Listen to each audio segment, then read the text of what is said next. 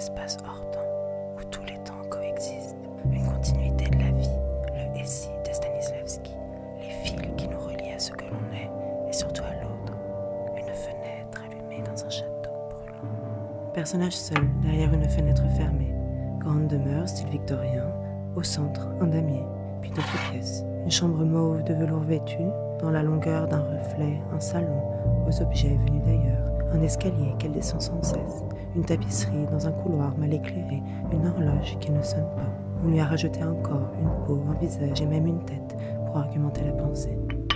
Sur scène, les images passent, reviennent et se détachent, suivant elles aussi les règles du jeu, s'accrochant aux souvenirs pas encore écrits des personnages qu'elle compose. Puisqu'un jeu se joue à plusieurs, ou moins à deux. Perception de l'autre vitale. Ainsi, elle dira jeu sans vraiment le penser, et elle, en la jouant, elle cherche à déterminer un jeu, terminer le jeu qu'elle sait interminable, revenant toujours au même point, celle de juste avant la chute. C'est un personnage qui joue, sur les scènes d'un théâtre qu'elle s'est elle-même construit, derrière une fenêtre fermée.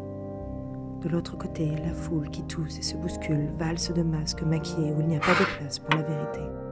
Or, c'est ce qu'elle cherche, une vérité sur l'échec, une réalité à la Lévinas, mais cheminant comme dans un labyrinthe à l'arénée, là où chaque mouvement, chaque bruit aura son importance, au son du jeu d'échecs.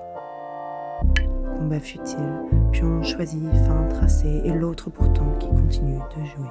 Tentatives écervelées de déjouer la fatalité, sa vanité de ralentir l'inévitable, être finitude, être d'échec, un jeu d'échecs.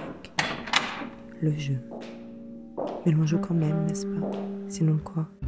On joue pour la beauté du geste, pour essayer, par respect pour les rôles possibles, ceux qui auraient pu être mais qui n'étaient pas tout à fait. Je se dénie. Personnage froid, derrière une fenêtre fermée. Elle joue seule un jeu à deux, autour duquel des pions gravitent. Cela ressemble un peu trop à la fatalité, dit-elle. Je lui dis que oui, mais jouons. Car sinon quoi?